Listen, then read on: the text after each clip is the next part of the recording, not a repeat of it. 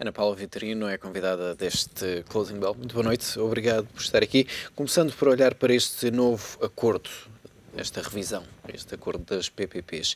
Normalmente uma revisão implica contrapartidas. Neste caso, poderemos estar aqui a trocar uma redução nos valores que são aplicados nestes acordos por outras contrapartidas que até podem ser mais caras ao Executivo? Pois, de facto, estávamos todos à espera, passado quase um ano de se ter anunciado que iam ser revistas os termos associados às PPPs, e em que estávamos à espera que efetivamente fossem revistas aquilo que tinham sido apresentados como as principais críticas, nomeadamente as taxas de remuneração e mesmo as taxas de juros aplicáveis no âmbito dos contratos, mas também a matriz de riscos, da repartição dos riscos entre o Estado e o setor privado, enfim, e aquilo que era feito efetivamente pelos privados e aquilo que restava para fazer pelo Estado.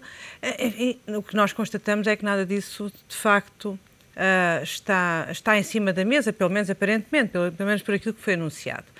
E, de facto, o que está aqui em presença é uma redução, não é uma alteração da estrutura contratual das PPPs, mas sim uma redução das prestações que os privados fazem relativamente a esses contratos. Isto é, o que está aqui em presença é a redução da construção, portanto, do investimento, e, portanto, há aqui prestações que deixam de ser feitas, nomeadamente a construção de alguns troços de autoestradas, poucos, mas, acima de tudo, variantes, pequenas ligações rodoviárias sem ser autoestradas, portanto, estradas normais, e também, e aí é o que mais preocupa ainda que a primeira parte também seja importante, porque o que restava a fazer são ligações importantes entre a rede de autoestradas e as cidades e as povoações, mas... Portanto, a partida poupa-se porque não se faz e não porque se conseguiu um acordo melhor. Mas o que eu ia dizer, o que me preocupa ainda mais é a fazer fé naquilo que vem nas notícias, é que aquilo que é uma das principais preocupações relativamente à rede rodoviária, que é a manutenção da rede, e a manutenção da rede por aspectos de segurança, mas por também aspectos de conforto, isso aparentemente é reduzido nestas 7 subconcessões e transferido para o Estado. O que, portanto, não, e aquelas perguntas que eu fazia, então e o risco, quem é que fica com o risco? E então as taxas de remuneração e as taxas de juro, então, e quanto é que isso custa? Acima de tudo não é dito quanto é que isso custa. Porque o que é dito é que vai haver uma redução de 1.000 milhões de euros. Bom, mas como essa manutenção tem que continuar a ser feita sob pena de passarmos a ter acidentes ou então estradas impraticáveis, estradas e autoestradas impraticáveis, alguém vai ter que continuar a fazer isso. Aparentemente vai passar a ser as estradas de Portugal. E, portanto, os tais 1.000 milhões de euros, enfim, que há aqui... Chegam para fazer a manutenção? É a pergunta que eu faço. Quanto é que custa às estradas de Portugal fazer essa manutenção? Portanto, não há alteração. Portanto, estava tudo mal negociado. Afinal, não é uma questão de negociação, é só uma questão de redução daquilo que vai ser construído e da manutenção. E, para além disso, não é dito quanto é que vai custar a manutenção. Sendo certo que um governo e um modelo de abordagem da economia em que dizem que o setor privado faz tudo melhor e mais barato do que o setor público, se nós estamos a retirar a manutenção das estradas do setor privado e estamos a pôr no setor público, então quer dizer que essa manutenção, eu estou só a fazer um raciocínio, tipo aquilo que é apresentado pelo governo. Se essa manutenção deixa de ser feita pelo privado e passa a ser feita pelo público, então vai custar mais do que se fosse feita pelo privado.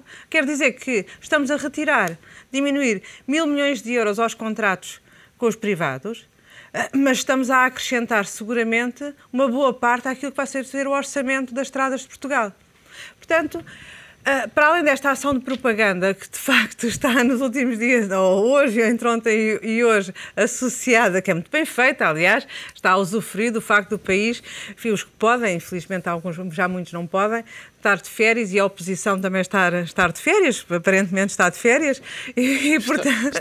Está silenciosa. Está pelo menos silenciosa, e portanto ninguém ainda veio dizer, de facto, vamos lá ver, o que está aqui não é uma renegociação de um contrato, dos termos do contrato, em que as condições em que os privados fazem as mesmas coisas são melhores para o Estado, Isso sim seria uma renegociação, mas uma renegociação é baseada em fazerem menos coisas que o Estado ou definitivamente abandona, como é o caso de novas construções, naquelas em que ainda podia, como o caso do Pinhal Interior, em que ainda podia reduzir, porque estava muito no seu início, mas acima de tudo, e sublinho outra vez, a questão da manutenção, que é uma questão preocupante. Ou seja, dizerem agora, passado quase um ano de estar numa fase de renegociação, depois há de vir uma fase em que se vai analisar a matriz de riscos e depois há de haver outra fase em que se faz uma alteração estrutural das PPPs, torna-se pouco credível, porque não se vai estar a negociar com os mesmos 3 vezes seguidas. Mas isto é um sinal de que não há margem para essa renegociação nos outros aspectos?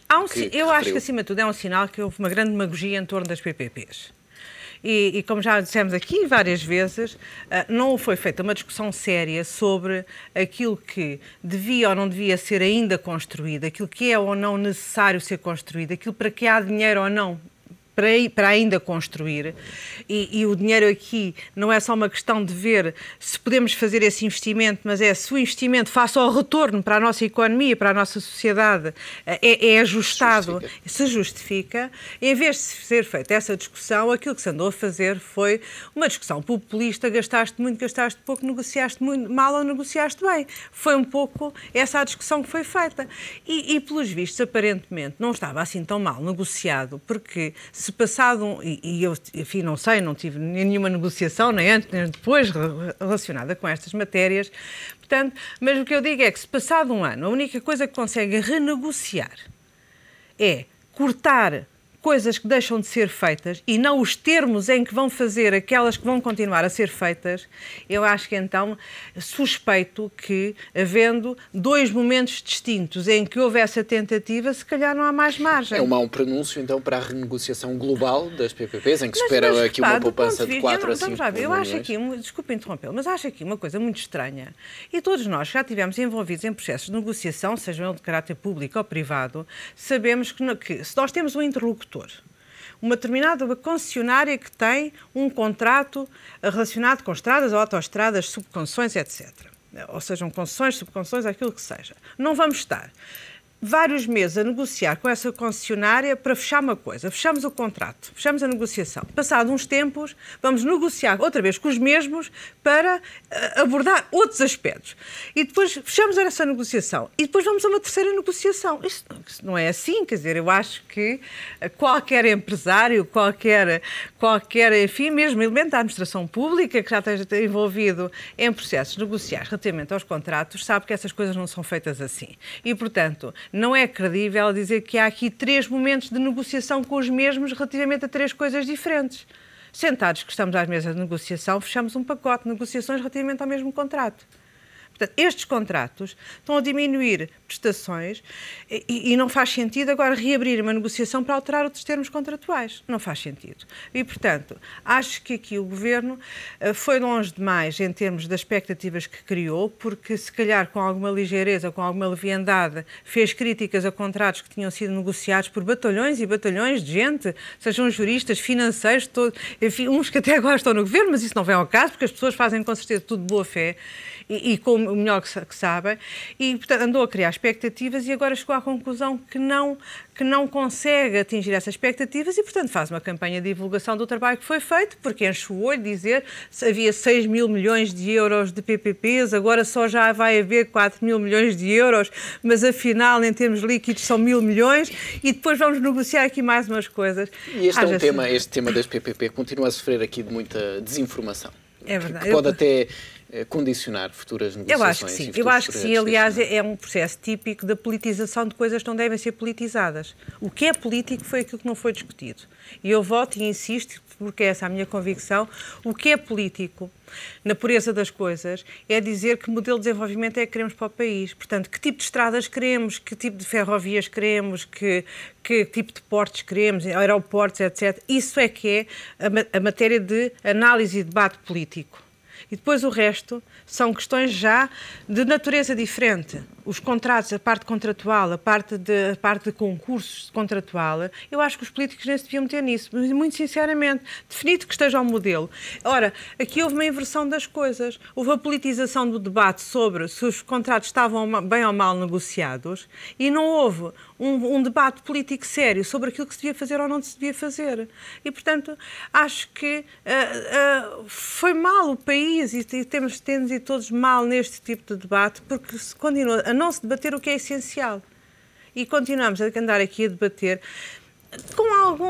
com leviandade, porque é uma coisa que, do ponto de vista mediático, colhe muito bem, dizer malandros que andavam cá uns a negociar umas coisas muito mal e afinal havia 6 mil milhões de euros e podia-se fazer por 4 mil milhões, mas isso não é sério debater assim. E deixe-me passar para outro tema, a privatização da TAP. Sobre este tema, o Partido Socialista hoje já se pronunciou, queixa-se sobretudo de falta de informação e falta de colaboração aqui por parte do Executivo e falta de envolvimento dos outros partidos neste processo. Não, eu acho que são vamos lá ver, nós temos relativamente à TAP e também à ANA, efetivamente são quase as últimas joias da coroa que, em termos, pelo menos no setor ligado aos transportes e às infraestruturas, são quase as últimas joias da coroa a ser vendidas.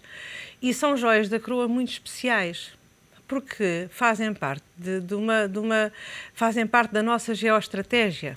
As nossas ligações aéreas, tal como as ligações portuárias e para o transporte marítimo, não são indiferentes ao nosso desenvolvimento nem ao nosso posicionamento face à União Europeia e face ao resto do mundo, especialmente nas ligações à África e à América Latina.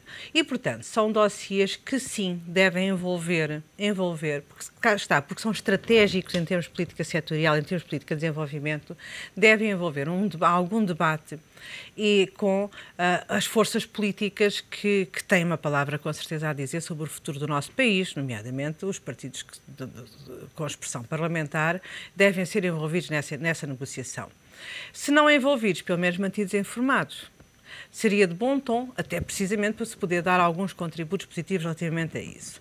E relativamente à questão da privatização da TAP, independentemente, enfim, julgo que com seriedade, ninguém pode neste momento estar a comentar aquilo que não conhece. E, portanto, comentar aquilo que foi anunciado em Conselho de Ministros, que são ideias vagas sobre o modelo de privatização. Enfim, podemos comentar se termos uma ou duas fases de aumento de capital e posterior, e depois, enfim, para termos um ou dois acionistas de referência e depois a abertura do capital aos trabalhadores. Enfim, podemos discutir essas matérias, mas acho que o âmago da questão não é esse. O Governo diz que tem como objetivo manter a TAP como uma companhia de bandeira. Acha que como uma companhia de bandeira, possível? não julgo que é complicado, mas na pureza da companhia de bandeira, que normalmente é estatal. Agora, deve e pode manter como uma referência nacional, na medida em que, e isso está muito associado também à privatização da ANA, são dois processos que estão muito ligados, na medida em que se tem que garantir que existe uma manutenção de um hub em Portugal para os nossos mercados prioritários, nomeadamente para a América Latina e para a África, que são os nossos mercados por excelência, mercados em que de facto temos por ligações históricas, mas também por aquilo que é o nosso modelo de desenvolvimento, até inclusive da internacionalização e das exportações, devemos manter essa ligação. Mas isso pode ser inscrito como um requisito nesta eu julgo que existem maneiras. Agora, há aqui uma dificuldade acrescida porque estas coisas estão todas interligadas. Quando o Governo acabou com as Golden Share nas grandes empresas que foram sendo privatizadas ao longo dos anos, por uma imposição da União Europeia que ela própria, em que os seus principais países não cumprem, nomeadamente a Alemanha, está de alguma forma a diminuir a capacidade de intervenção a médio prazo numa empresa privatizada. Porque seria um mecanismo relativamente simples manter uma golden share para determinado tipo de decisões, inclusive em matérias relacionadas com o ZAB. Porque, repare, se a TAP for comprada pela companhia que tem na sua origem a Ibéria e a BA, e a British Airways, muito dificilmente, por uma questão de lógica de organização empresarial e de lógica de organização de ligações aéreas, muito dificilmente nós conseguimos prever que o hub de Lisboa, por exemplo, em termos de alguns mercados, mas também no Porto, para outro tipo de ligações, não vai ser transferido para Madrid. Quando existe uma lógica radial de Madrid para o resto do mundo, Madrid para o resto da Espanha e Madrid para o resto do mundo. E pelo que foi noticiado hoje, o Executivo está num roadshow a contactar alguns possíveis interessados. Nessa lógica, o que é que poderia ser um país ou uma empresa com interesse para ficar com a TAP? Repare, quaisquer desses países dessas empresas têm sido referidas relativamente, enfim, quer as alemãs, quer turcas, quer mesmo colombianas, enfim, Qatar, enfim, todas essas companhias com certeza que teriam algum capital de conforto relativamente a estas matérias, se nós pensarmos numa lógica de distribuição geográfica. Até porque são empresas que valorizam esse nosso mercado e valorizam o facto de haver uma descentragem de Portugal relativamente ao resto da Europa, mas uma centralização euroatlântica de Portugal que é importante para esses destinos. Isso é muito importante. Mas há aqui uma outra questão que me parece que deve ser muito pensada relativamente à questão da TAP, que tem a ver com a privatização da ANA. E por isso é que não podem ser. São dois processos independentes, mas são dois processos em que um vai condicionar o outro. Porque a ANA só valerá alguma coisa se existir de facto um hub. E eu não tenho a certeza se poderá haver um hub em Portugal que não seja com uma TAP forte e continue. Que o hub não seja de facto baseado no hub da TAP. E relativamente à ANA, eu julgo que nós temos andado todos assim, pouco a falar do assunto, mas relativamente a isso também é uma questão importante, porque repare uma coisa, o modelo de privatização da ANA, que estava previsto anteriormente, estava associado à construção de um novo aeroporto de Lisboa, em que, de uma forma também precipitada, eventualmente, como relativamente às PPPs, disse, não há obras públicas, são obras megalómanas, vamos acabar com esta obra. E o que é que acontece? É que nesse modelo de privatização eram os privados, quem ficasse com a ANA ficava obrigado a construir o novo aeroporto de Lisboa. E ao construir o novo aeroporto de Lisboa, estava-se a criar uma base, portanto, sem encargos para o Estado, ou seja, fazia parte do pacote de privatização, e quem estivesse a construir um novo aeroporto em Lisboa, com certeza que ficaria muito mais, em termos empresariais, em termos concorrenciais, muito mais obrigado a procurar, de facto, a manutenção de um hub em Portugal. Porque é um investimento que só seria rentabilizado se nós mantivermos a TAP forte. Bom, ao dizermos, não se vai fazer novo aeroporto de Lisboa, portanto andamos aqui naqueles remendos ali no aeroporto da Portela, que são indiferentes quando vamos de férias para Punta Cana, mas já não são indiferentes quando queremos um grande turismo e um grande turismo de negócios e grande capacidade de negócio associada ao aeroporto de Lisboa, que aí percebemos que não tem condições, não é? Porque, enfim, são horas e horas e horas de espera que não é de todo conveniente para esse ambiente de negócios que pretendemos para Portugal. Mas quando se retira esse investimento e se diz, nós estamos a vender os anéis sem garantir que o fruto dos nossos anéis se vai manter, de facto, como potenciador de desenvolvimento. E, portanto, fez com muita preocupação. É assim, quem ficar com a ANA não tem que construir um novo aeroporto. É que tem que ir gerindo estes aeroportos que existem. Portanto, não fica sequer obrigado a criar uma infraestrutura que se prepare para dar continuidade e crescimento à manutenção de um hub em Lisboa e volto a dizer, que de um hub também com outra escala mais regional e para outros destinos no Porto, no aeroporto Serra Carneiro. Portanto, portanto, é quase como se estivéssemos a dissociar os dois processos, não garantindo que com a privatização da ANA vamos criar uma TAP forte. Ana Paula Vitorino, obrigado pela presença neste Closing Bell. Até para a semana. Até para a semana.